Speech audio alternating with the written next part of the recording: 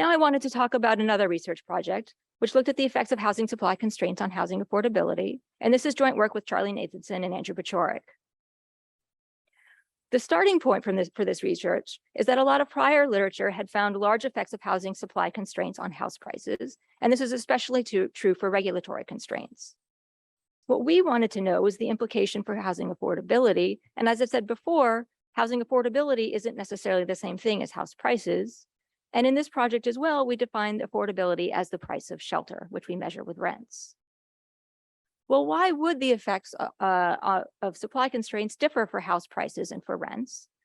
Well, house prices are the expected price of shelter in all future periods minus the expected ownership costs, whereas rents are just the price of shelter in a given time period. So if supply constraints affect future rents, then that's going to drive a wedge between prices and rents.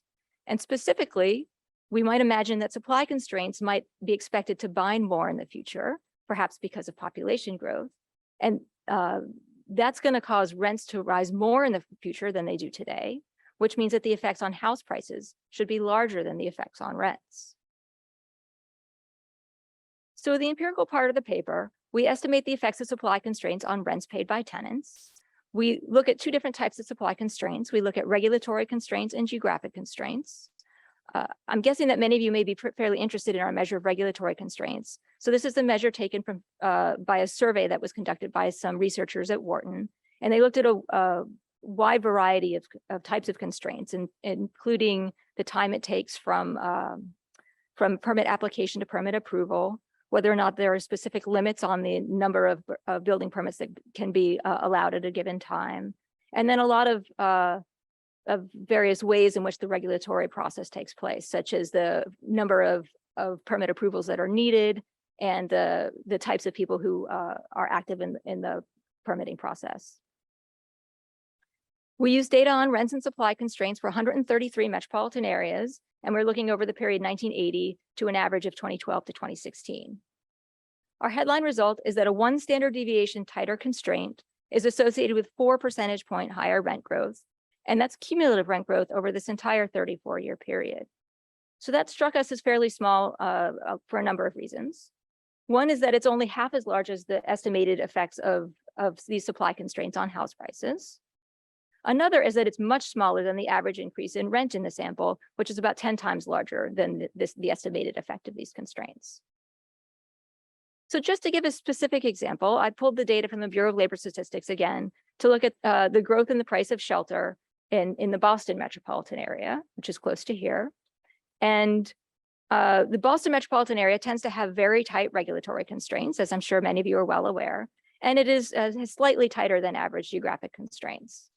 Price growth in the Boston area increased by 46% over this period, and that's quite high, but only somewhat higher than growth in the national average, which was 38%.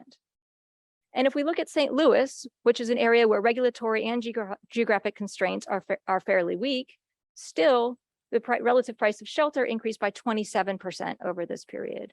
So we can see that that although regulatory and geographic constraints do matter somewhat, there's still other factors that have been driving up the price of shelter in all locations. Now, as I've said before, rent is only observed directly for rental units. In this project, we didn't try to impute rent to owner-occupied homes. Instead, we estimated the effects of supply constraints on a variety of other outcomes that are related to housing affordability. These outcomes include structure size, housing unit quality, household size, lot size, location within a metropolitan area, and location across metropolitan areas. So we wanted to look at these because you could imagine that with an increase in the price of shelter, people might change their decisions in order to try to offset these costs. For example, they might move to a smaller house or a house with a smaller lot. They might move to a lower quality house. They might they might have more people live in their house in order to help offset those costs.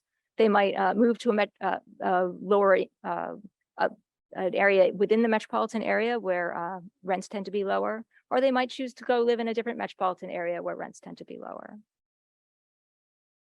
So it turns out that the estimated effects on all of these different ways that households could adjust turn out to be quite small.